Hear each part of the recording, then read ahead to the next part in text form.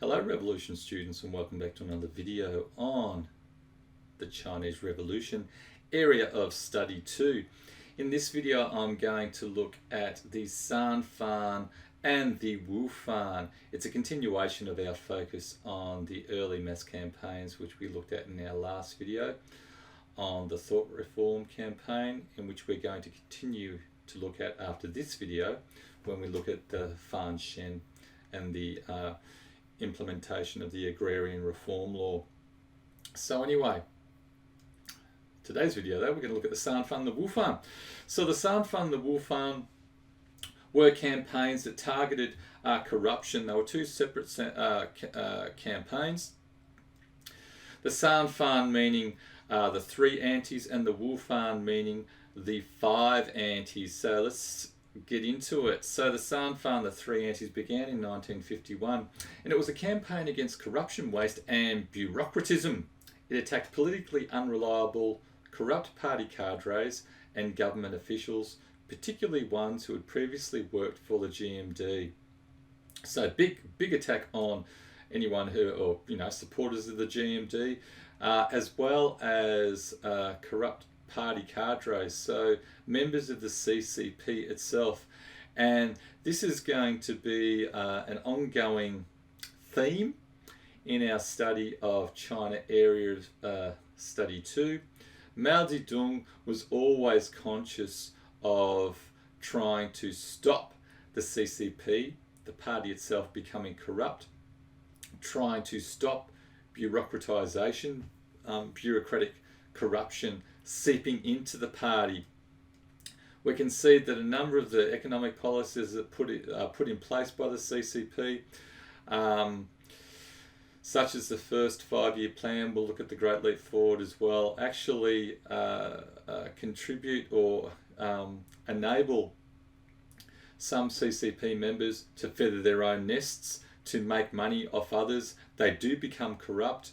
Mao sees this, and it's a big reason why, we'll get to it in the future, why Mao launches the Great Proletarian Cultural Revolution to wipe out this corruption within the party. The other big point, it contributed to consolidating CCP authority by removing those formerly loyal to the GMD. And it was and it's linked into this first theme that we looked at in our first video on China Area Study 2, upon consolidating the CCP's political authority within China. So this Sanfan helped to do that by removing GMD supporters. So by removing GMD supporters, and we'll see in the coming points, any class enemies, then it reduced the chance of any counter-revolution occurring in China.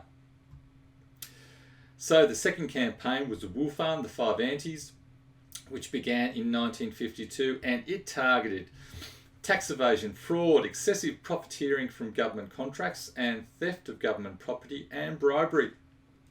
And once again, it contributed to consolidating CCP authority, this time by reducing the power of the capitalists, the bourgeoisie. So these were the CCP's avowed class enemies in Chinese society. There's a nice stat there.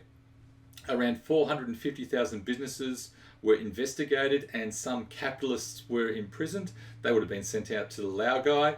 They would have been struggled against, and so forth.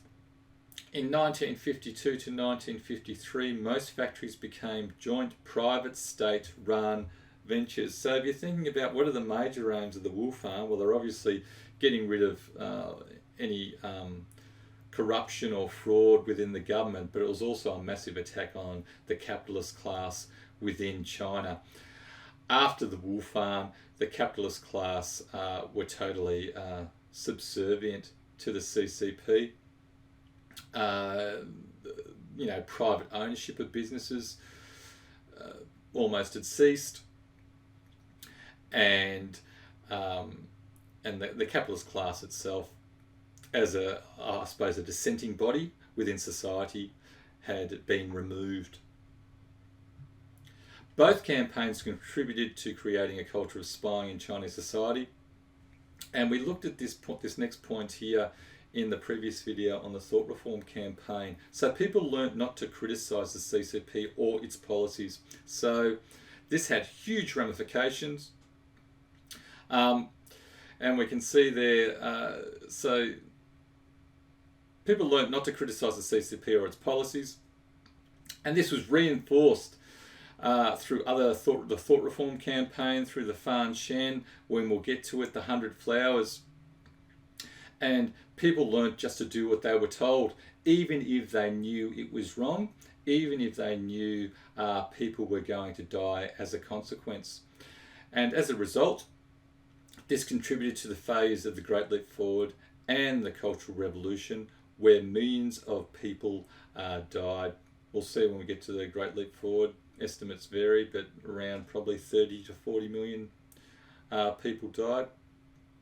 Cultural Revolution, millions of people died.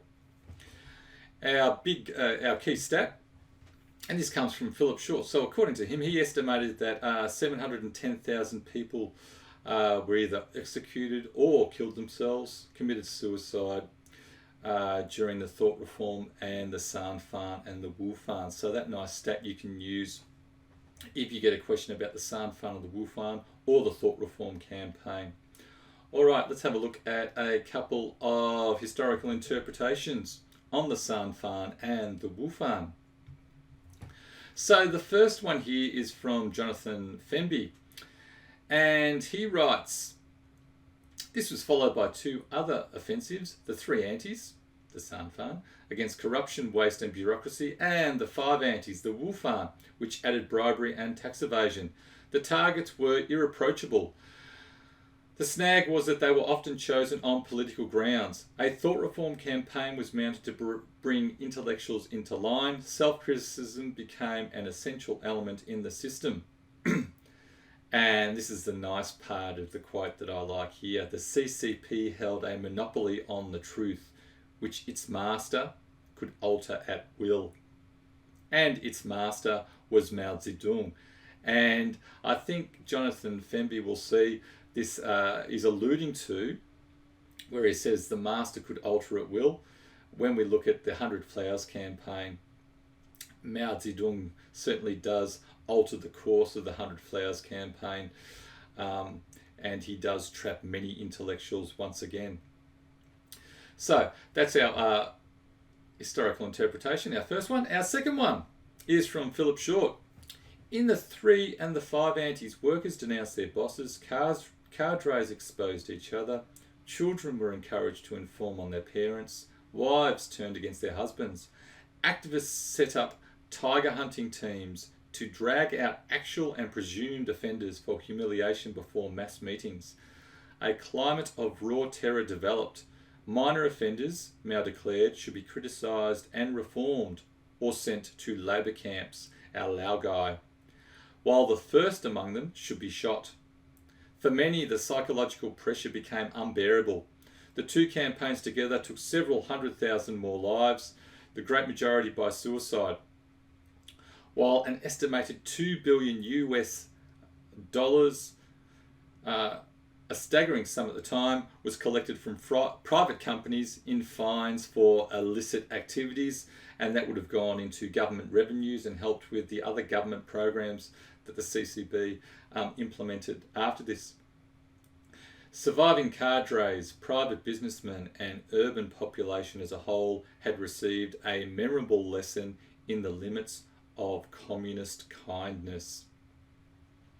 So with these mass campaigns, these early thought reform campaigns, the thought reform campaign itself, the Sanfan, then the Wufan, these are the start of a long process which plays out, which we'll see similar things happen during the 100 Flowers, similar things happen during the Great Leap Forward, and then they come to, I suppose, their zenith and practiced at their full extent during the Cultural Revolution, which goes on for a decade. So anyway, I hope you have found this video on the Sanfan and the Wufan helpful for your study of China Area of Study 2, and I shall see you next time. Goodbye.